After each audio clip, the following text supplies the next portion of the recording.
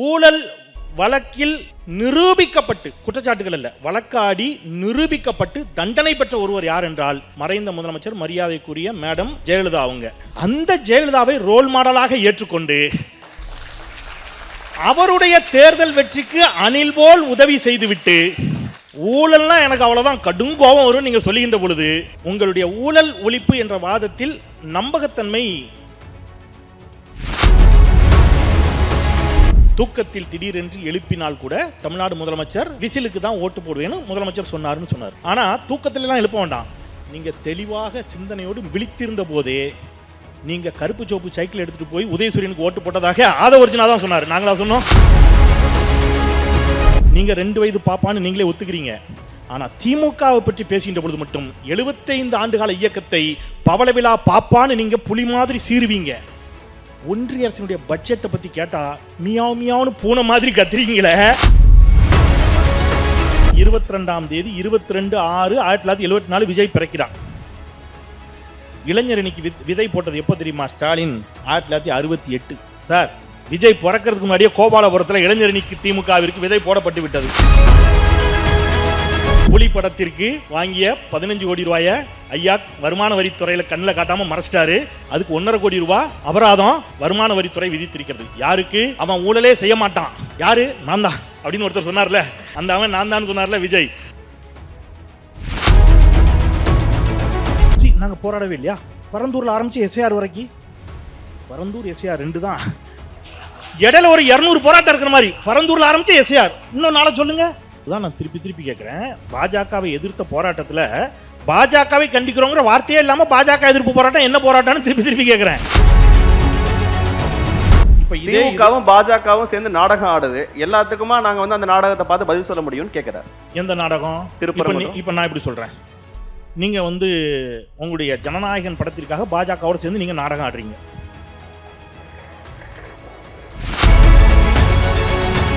Sir budget, நான் பதில் சொல்ல மாட்டேன். சார் திருப்பரங்குன்றம், நான் பதில் சொல்ல மாட்டேன். சார் தூய்மை பணியாளர்கள் போராட்டம் பண்றாங்க, அவங்களை வீட்டுக்கு வந்து பார்க்க சொல்லுங்க. சார் 41 பேர் செத்து போயிட்டான், அவனையும் வீட்டுக்கே கூட்டுவான், ஆறுதல் சொல்றேன். சார் அங்க ஒரு நிர்வாகி செத்து போயிட்டான், பணத்தை தூக்கிட்டு மாலையோட எங்கவா நான் மாலை போடுறேன். ஆனா என்னை முதலமைச்சர் ஆக்கிரு. இந்த இடத்தில் தான் நான் முரண்படுகிறேன். வீடியோவும் இருக்கு, என்கிட்ட ஆடியோவும் இருக்கு. நான் ஒரு நிமிஷம் நான் ப்ளே பண்றேன்.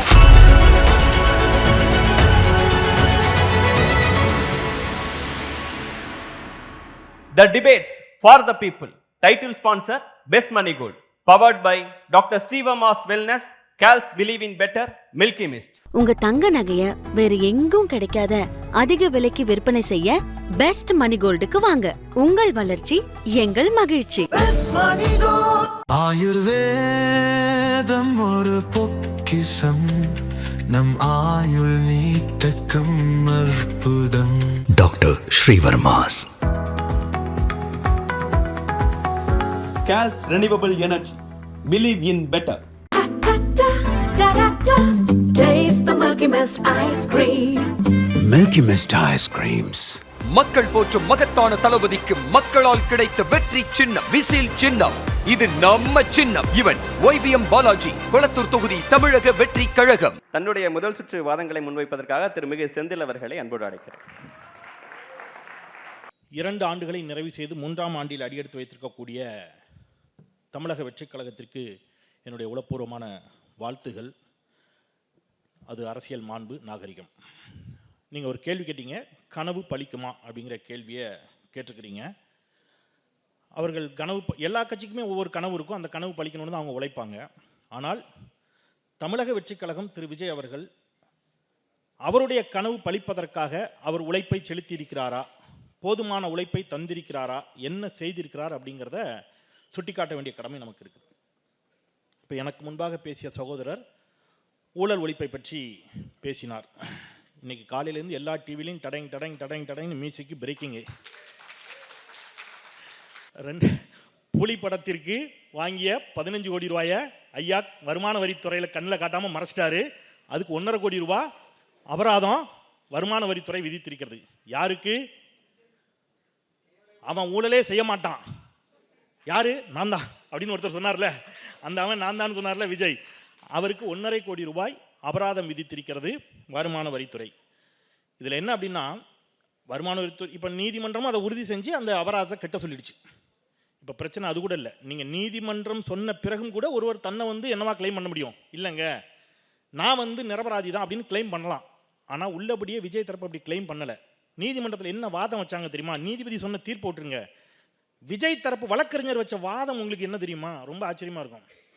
நாங்கள் அப்படி வருமானத்திற்கு அதிகமாக வந்து நாங்கள் வந்து பணம் வாங்கலை, அல்லது வாங்கிய பணத்திற்கு வருமான வரியை நாங்கள் முறையாக செலுத்திட்டோன்னு வாதம் வைக்கலை. மாறாக என்ன வாதம் வச்சாங்கன்னா, நாங்கள் 15 கோடி ரூபா வாங்கினது உண்மை, அதை வருமான வரி கணக்கில் காட்டாமல் வச்சுருந்ததும் உண்மை, ஆனால் அதுக்கு நீங்கள் எப்போவே ஃபைன் போட்டிருக்கணும் தெரியுமா? 2019 போட்டிருக்கணும், 2022 போட்டது தப்புன்னு வாதம் வச்சாங்க. அப்படின்னா என்ன அர்த்தம்? நாங்கள் வருமான வரியை மறைச்சது உண்மை என்று பொருள். இது எல்லாமே நீதிமன்ற ஆவணத்தில் இருக்கிறத நான் வந்து பேசுகிறேன். எனக்கு சில கேள்விகள். நீங்கள் இதை கூட விட்டுருவோம். இது வருமான வரி பிரச்சனை அப்படிங்கிறது திரைத்துறையில் இருப்பவர்களுக்கு, தொழிலதிபர்களுக்கு வரக்கூடியது. நான் அந்த ஒன்றை வச்சே ஒருவரை வந்து ஊழல்வாதி அப்படின்னு முத்திரை குத்துவதற்கு உளப்பூர்வமாக நான் விரும்பலை. ஆனால் அப்பார்ட் ஃப்ரம் தட் திறந்த மனதோடு நம்ம சிலதை பேசுவோம்.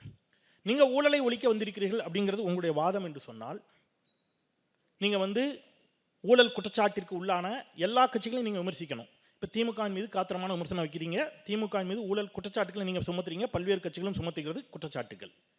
அதிமுக மீது, பாஜக மீது, எல்லா கட்சிகளின் மீது இங்கே ஊழல் குற்றச்சாட்டு இருக்குது.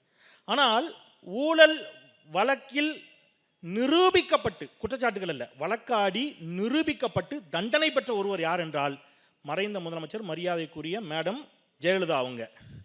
அந்த ஜெயலலிதாவை ரோல் மாடலாக ஏற்றுக்கொண்டு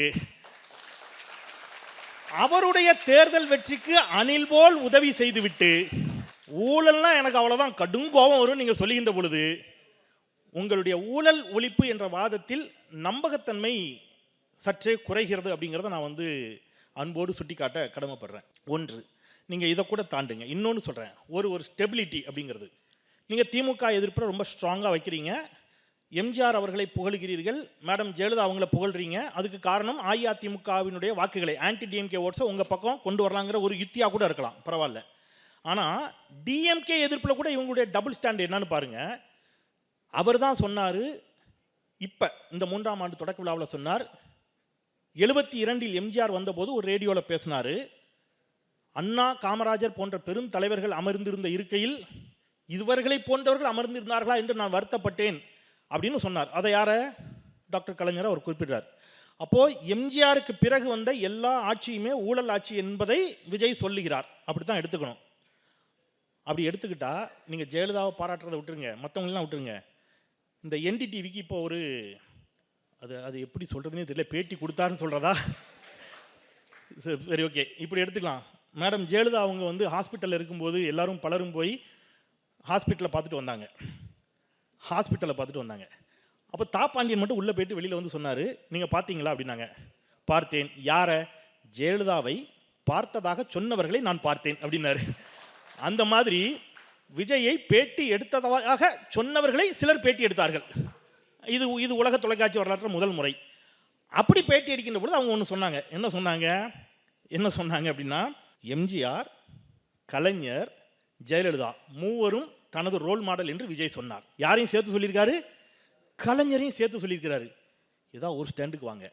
கலைஞரை எதிர்க்கிறீங்களா? ரோல் மாடலாக ஏற்றுக்கிறீங்களா?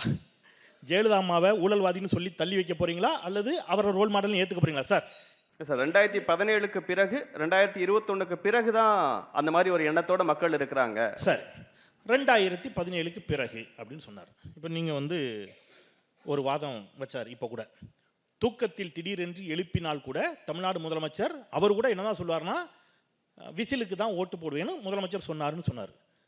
அவரை தூக்கத்திலேருந்து எழுப்பி கேட்டால் அவர் சொல்வதாக இவர் ஒரு கனவு காண்கிறார் தூக்கத்தில். அதை விட்டுருங்க. ஆனால் தூக்கத்திலலாம் எழுப்ப வேண்டாம்.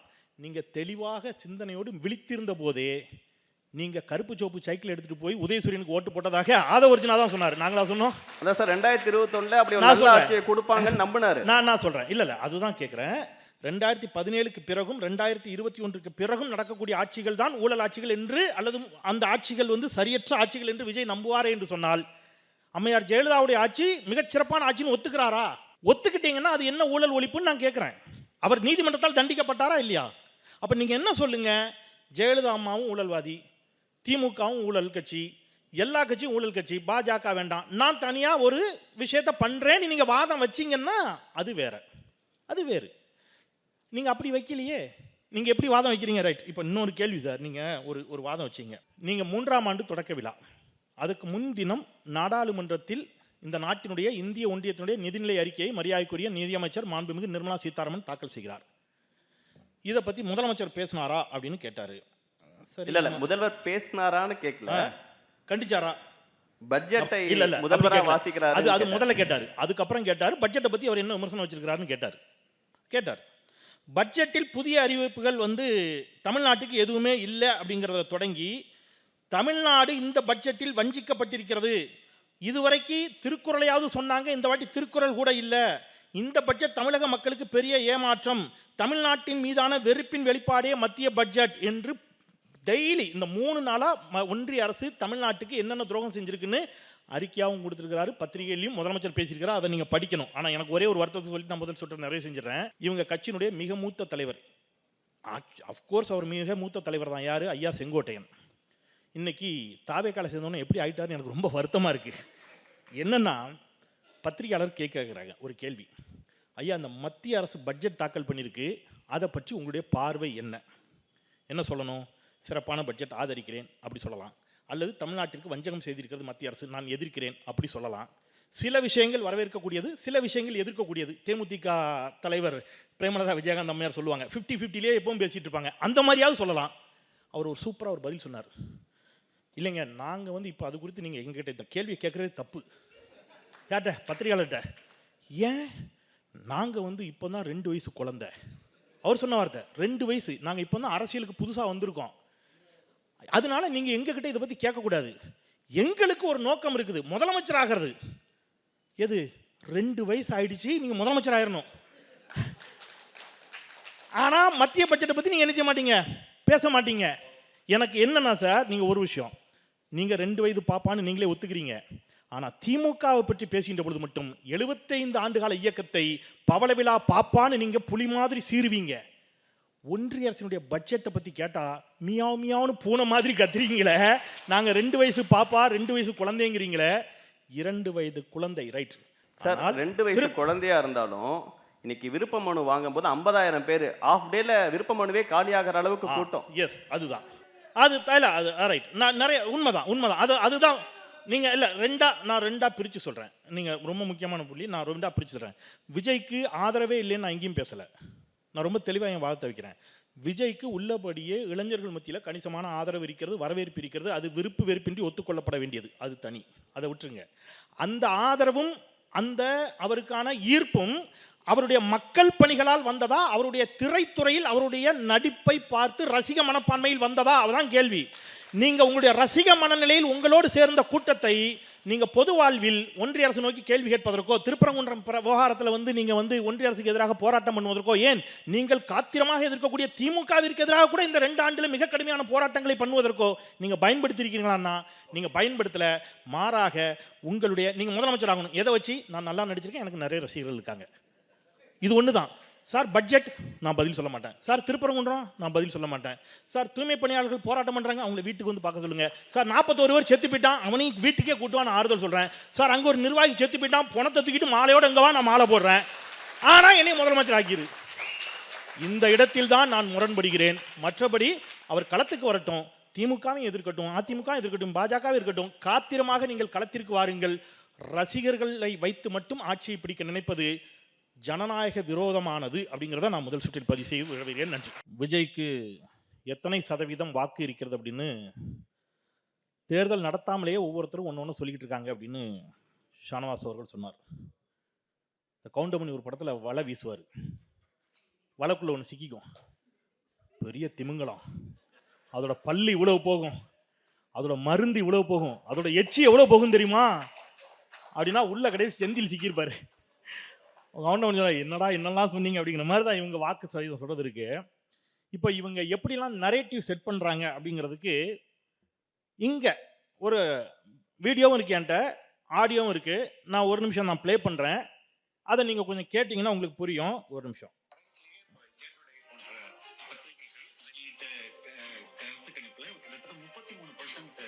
வாக்கு வங்கி right now they have.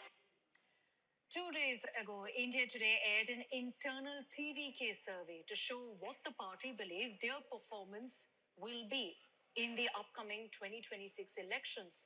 There were some attempts to label this as an India Today survey. We want to categorically reiterate that this is a TVK survey and not an India Today report.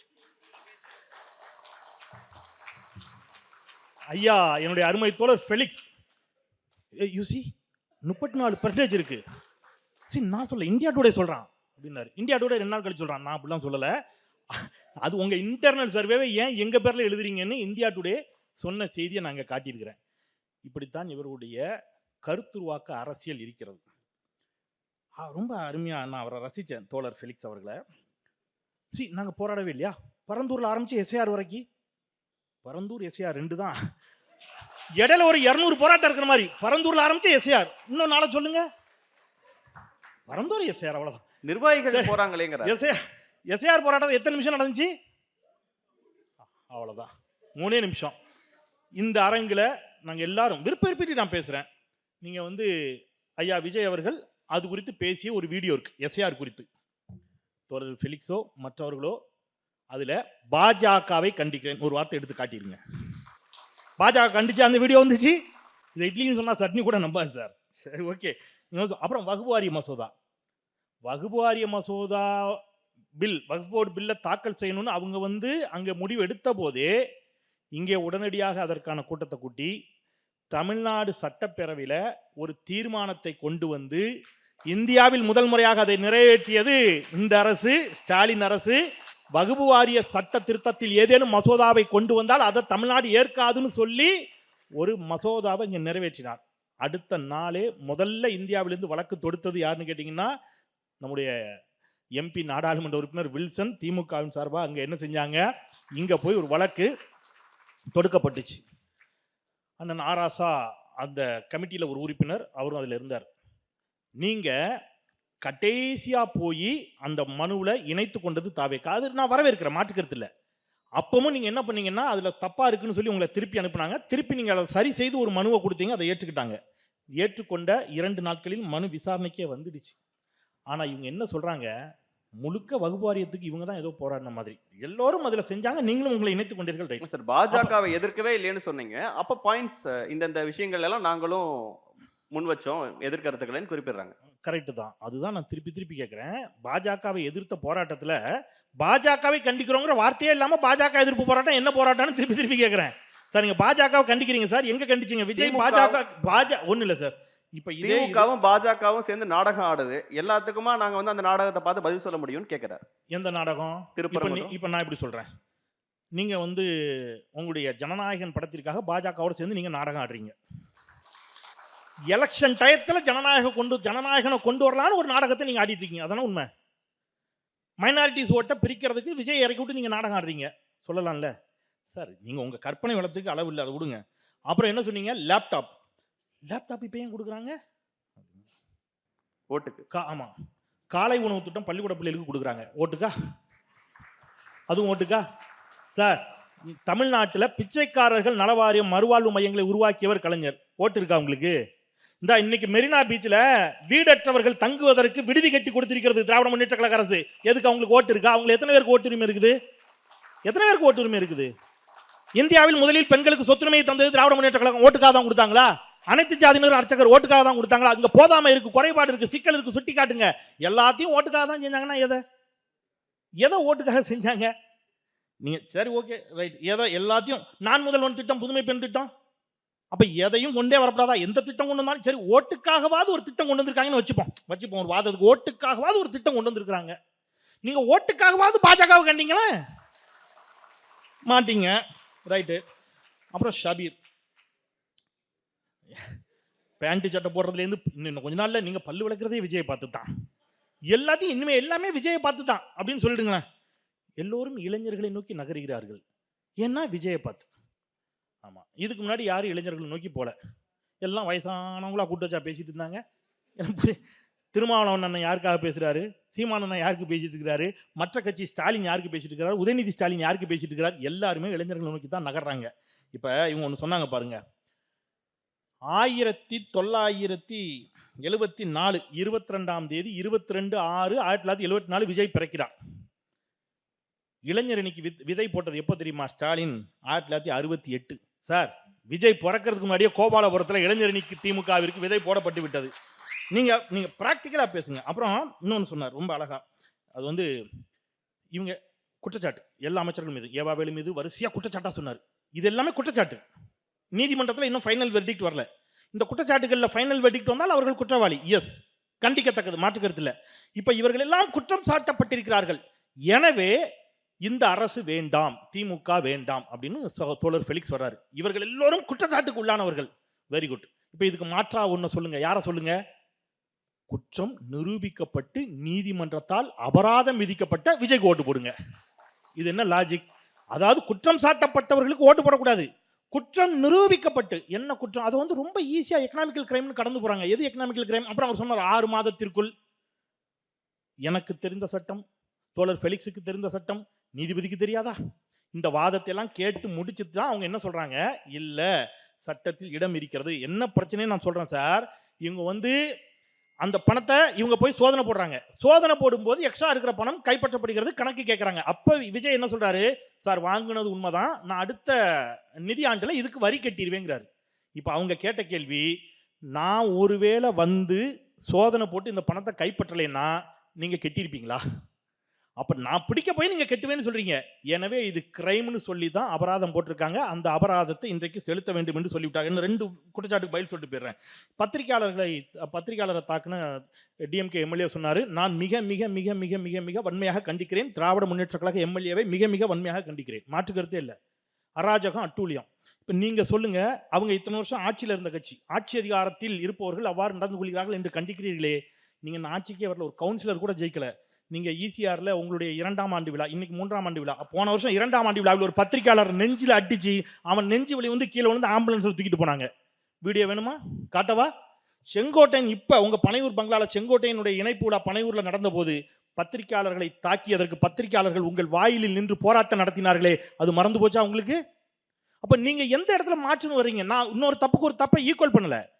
நீங்க பேசுறீங்களா நான் மாற்று அப்படின்னு, எங்கேருந்து எதை நீங்க வந்து மாற்றுன்னு சொல்ல வரீங்க அப்படிங்கிற கேள்வியை தான் நான் கேட்குறேன். அப்புறம் வந்து வேற 2-3 விஷயங்களை கூட சொன்னார். நீங்க வந்து இவ்வளவு கூட்டம் வருது இல்லை, இவ்வளவு வியூஸ் வருது இல்லை, நிறைய வியூஸ் வருது. வைகோ அவர்கள் பங்கேற்ற கூட்டத்திலே 500 பேரை பார்க்க முடியல. எங்க நிர்வாகிகள் கூட்டம் போட்டா 4000-5000 பேர் வராங்க ஊருக்குள்ளேயே. கரெக்ட். நிறைய கூட்டம் வருது, நிறைய பார்வையாளர்கள் இருக்கிறாங்க. நான் திருப்பியும் சொல்றேன், நான் அண்டர் எஸ்டிமேட் பண்ணல. நான் என்னுடைய வாதத்தை ரொம்ப தெளிவா வைக்கிறேன். விஜய் நான் குறை மதிப்பீடு செய்ய விரும்பல, மிக மதிப்பீடு செய்ய விரும்பல. இந்த கூட்டம் எல்லாம் ஒருவேளை நாளை வாக்காக கூட மாறலாம். அதுலயும் மாற்று கருத்துல வாக்காக கூட மாறலாம். நான் கேட்கிற கேள்வி ரொம்ப முக்கியமான கேள்வி, ஜனநாயகத்தை நோக்கிய கேள்வி. இது வாக்காக மாறுவது ஜனநாயகத்திற்கு ஆபத்தா நல்லதா? அதைத்தான் நான் திருப்பி திருப்பி கேட்கிறேன். சார், நீங்க கூட்டத்தை உங்களுடைய ரசிகர்களை கூட்டி வைத்திருக்கிறீர்கள், அந்த ரசிகர்கள் வாக்காக மாறுவார்கள் நீங்க சொல்றீங்க. அந்த ஆணவ போக்கு எவ்வளவு பெரிய ஆணவம் தெரியுமா? என்னைய வீட்டை விட்டு வெளியில சொல்றீங்க, நான் வரமாட்டேன். தேர்தல் அன்னைக்கு ஒவ்வொரு வீட்டிலேருந்து ஒவ்வொரு விஜயம் வருவான். இது எதனுடைய வெளிப்பாடு? நீங்க என்ன கன்வே பண்றீங்க? என்னுடைய திரைத்துறை வெளிச்சத்தில் என்னுடைய நடிப்பை பார்த்து, என்னுடைய ஸ்டைலை பார்த்து இத்தனை இளைஞர்கள் ஈர்க்கப்பட்டிருக்கிறார்கள். நான் எந்த இடத்துலையும் வெளியில வர வேண்டிய தேவையில்லை, மக்கள் பிரச்சனை பத்தி பேச வேண்டிய தேவையில்லை. இதெல்லாம் ஓட்டா மாறும் நீங்கள் சொல்லுவது ஜனநாயக விரோதமானதுன்னு தான் நான் திருப்பி திருப்பி சொல்றேன். இது ஓட்டா மாறாதுன்னு நான் சொல்லல. அவன் வரவே மாட்டான், உங்களுக்கு ஓட்டு இல்லைன்னே பேசல. இது ஓட்டாக மாறுவது ஆபத்தா இல்லையாங்கிற கேள்வியை தமிழ் சமூகத்தை பார்த்து நான் திருப்பி திருப்பி திருப்பி திருப்பி வைக்கிறேன். நீங்க வாங்க, பயிற்சி கொடுங்க, அவனை அரசியல் மயப்படுத்துங்க. அரசியல் மயப்படுத்திருக்கீங்களா? இன்னைக்கு நம்ம பேசிட்டு இருக்கோம் சார், இன்னைக்கு ஈசிஆர்ல நடந்திருக்கு. அத்தனை டிவிலையும் பிரேக்கிங் வந்துச்சு மத்தியானம். அந்த ஈசிஆர்ல இவர் போற வழியில 6வது அவென்யூல இருந்து 11வது அவென்யூல இருந்து அத்தனை பொதுமக்களும் ரோட்டுக்கு வந்துட்டாங்க. என்ன சார் பிரச்சனைனா, சார் எந்த வண்டி, இதுல காமெடி என்ன தெரியுமா? அந்த ஏரியால இருக்கிற மக்கள், பெண்கள் பேட்டி கொடுக்குறாங்க. சார், எங்க வீடு இங்க இருக்கு, எங்க வண்டியை உள்ள விடாம மறைச்சு வச்சுக்கிட்டு நிக்கிறாங்க. மேடம் கொஞ்சம் வெயிட் பண்ணுங்க, உங்களை மட்டும் உள்ள விடுறேங்கிறான். எங்க வீட்டுக்கு நாங்க போறதுக்கு எங்க ஏரியாவை மறிச்சு வச்சுக்கிட்டு அந்த பெண்மணி இப்படியே கேட்டாங்க. என்ன கேட்டாங்க தெரியுமா? அந்த பெண்மணி இப்படியே கேட்டாங்க, ஏங்க எங்க வீட்டுக்கு அந்த வீட்டில் வேலை பார்க்கக்கூடிய தொழிலாளர்கள், வீட்டு வேலை தொழிலாளர்கள் வர்றாங்களாம். இவங்க போய் இவங்க எங்க வீட்டில் வேலை பார்க்குறாங்க, கொஞ்சம் உள்ள விடுங்கன்னு கூட்டு வர வேண்டியிருக்கான். அந்த அம்மா இந்த வார்த்தை அப்படியே கேட்டுச்சு. ஏன் வார்த்தை இல்லை, ஒரு சகோதரி கேட்ட வார்த்தை. இன்னும் ஆட்சிக்கு வரல, கட்சி ஆரம்பிச்சு 2 வருஷம் தான் ஆச்சு, அதுக்குள்ள இவ்வளவு அட்டூழியம் பண்றாங்களா சார்? எங்க வீட்டு வாசல்ல காரை நிப்பாட்டிருக்காங்க, வீட்டு வாசலே ஷார்ட் குப்பையை போட்டு போயிடுறான், இங்கேயே வாந்தி எடுத்து வச்சுட்டு போயிடுறான். என்ன சார் அட்டூழியம்னு ஒரு தாய்மார்கள் கேட்கிறார்கள்னு சொன்னா, நீங்க எதை மாற்றுன்னு சொல்றீங்க அப்படிங்கறத மட்டும் நீங்க வந்து டிக்ளேர் பண்ணுங்க. லாஸ்ட் ஒன் லைன் 2 விஷயம் சொல்லிடுறேன். அந்த டாஸ்மாக் இதெல்லாம் சொன்னார். 34 எஃப்ஐஆர் அஇஅதிமுக ஆட்சி காலத்துல போடப்பட்டது. 7 எஃப்ஐஆர் திமுக ஆட்சி காலத்துல போடப்பட்டது. இந்த 34 எஃப்ஐஆர் இந்த 7 எஃப்ஐஆரையும் கம்பைன் பண்ணி 41 எஃப்ஐஆர் ஆக்கி உள்ளுக்குள்ள அமலாக்கத்துறை வருகிறது. அமலாக்கத்துறையை பகிரங்க மன்னிப்பு கேட்க சொன்னது நீதிமன்றம். அமலாக்கத்துறை நீதிமன்றத்தில் பகிரங்க மன்னிப்பு கேட்டதுங்கிறதையும் நாங்க சுட்டி காட்டிட்டு, லாஸ்ட் லைன் அக்கௌண்டபிலிட்டியை பத்தி பேசினாங்க. பொறுப்பு எடுத்துக்கணும் இல்லையா அப்படின்னு ஷபீர் சொன்னார். எஸ், பொறுப்பு எடுத்துக்கணும். கரூரில் 41 பேர் மரணம். அரசுக்கு பொறுப்பு இருக்கிறதா? ஆம், இருக்கிறது. ஏன்னா நீங்க தான் ஆட்சி கட்சி, காவல்துறை உங்க கண்ட்ரோல்ல இருக்குது, நீங்க பொறுப்பு எடுத்துக்கணும். அக்கௌண்டபிலிட்டி. விஜய்க்கு பொறுப்பு இருக்குதா இல்லையா? அரசு பொறுப்பேற்க சொல்லக்கூடிய யாரும், நீங்க ஏன் விஜய்க்கு எந்த பொறுப்பும் இல்லையா? அதுல ஒரு வார்த்தை அன்றைக்கு 41 பேர் இறந்த உடனேயே அங்கே கிடந்த குழந்தைகளின் சடலங்களை பார்த்து அழுதவர்களை, எல்லா கட்சியும் சேர்ந்து சொல்றவங்க, நான் இந்த கட்சி அந்த கட்சி இல்ல, எல்லா கட்சியும் சேர்ந்தோம் அங்க களத்துல நின்று அழுதான். அழுதவர்களை இணையத்தில் கேலி செய்து சிரித்துக் கொண்டிருக்கிறீர்கள். மறுபுறம் 1 மாசம் கழிச்சு ஏசி ரூமுக்குள்ள கூட்டு வந்து ஆறுதல் சொல்பவரை சூப்பர் தலைவா என்று கொண்டாடக்கூடிய ஒரு தலைமுறை உருவாகி இருக்கிறது. எனக்கு பெருங்கவலையா இருக்கு. மக்கள் பிரச்சனைக்கு வாங்க, களத்துக்கு வாங்க, எல்லா கட்சிகளையும் விமர்சிங்க, போராட்டங்களை நடத்துங்க, மக்களோடு நில்லுங்கள். மக்கள் உங்களை ஆதரித்தால் அதன் பிறகு பார்க்கலாம். உங்கள் நல்ல நோக்கங்கள் நிறைவேறட்டும் என்று உங்களுடைய 3ஆம் ஆண்டில் வாழ்த்து விடைபெறுகிறேன். நன்றி, வணக்கம். நன்றி.